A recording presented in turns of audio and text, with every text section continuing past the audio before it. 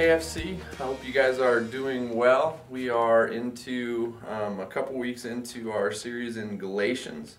And today we're going to be in Galatians 2, but if you watched the video last week, we were in the beginning part of Galatians 1, so the first thing that we need to do is a little catch up so that we can understand what's going on.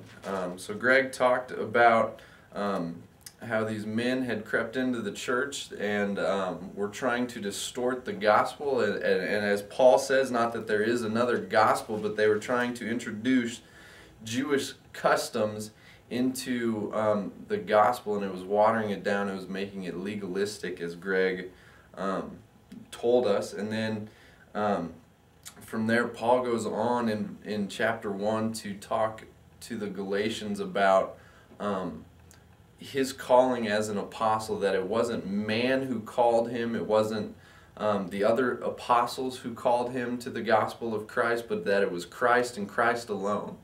And that it wasn't his gospel that he's preaching, and it wasn't man's gospel that he was preaching, but it was God's gospel. It was Jesus Christ and his gospel alone.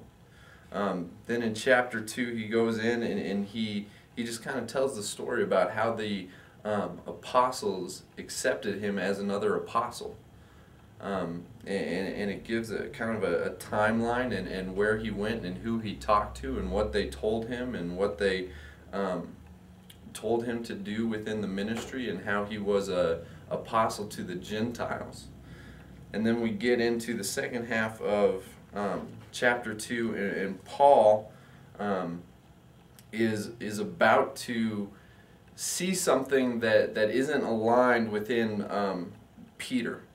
Okay, and so he's going to address that. Now I want to go back to verse 10 in chapter 1 and kind of look at what it says, and then we'll go back to verse 11 in chapter 2 and see that Paul's not lying. He really does believe this. And so chapter 1 verse 10 says this: "For am I now trying to seek the approval of man or God?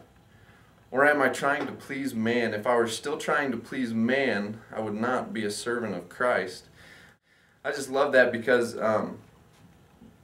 Paul's writings just go in such a way that I can almost hear his tone within this. It's almost sarcastic. Am I trying to please you?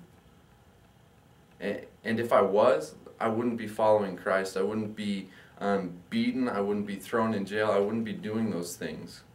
I'm not trying to please man. And then he proves it here in chapter 2 verse 11 where he sees Peter doing something that's hypocritical, and he addresses it. It's chapter 2 verses 11 through 14, and I just want to read 14. "But when I saw that their conduct was not in step with the truth of the gospel, I said to Cephas," that's Peter, "before them all, if you, though a Jew, live like a Gentile and not like a Jew, how can you force the Gentiles to live like Jews?"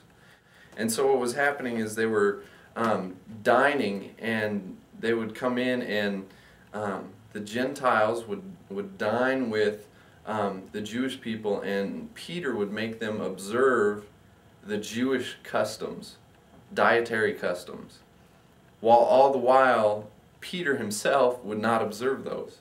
So what Paul's saying here is, look, man, if you're a Jew and you live like a Gentile, so you're a Jew and you should live like a Jew, how can you make a Gentile who's not a Jew live like a Jew?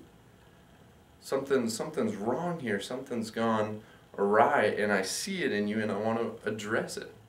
And so that's the really big point that I want to get across today, is that within our Christian bubble, within our Christian friends, oftentimes we see our friends doing something that's hypocritical, or we see our friends talking one way and living another.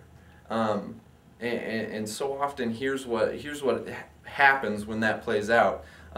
Not only do you not go to the friend who's acting hypocritical, but you go to another friend and you begin to gossip. And so that's what we do. Did you see so-and-so and what they were doing last night? Paul doesn't go up to anybody else. He doesn't go up to Barnabas and like, did you see what Peter was doing last night?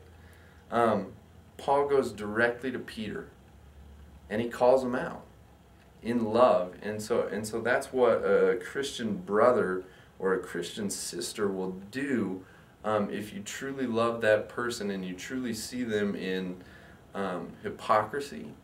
What you do is you go to that person and not to somebody else. And so the real thought of the day is, man, how do we handle hypocrisy within our friendship group, within the Christian brothers and sisters that we have? Do we go to them or do we gossip about them? And that's all I have. I hope you guys have a great week. Go fight wins.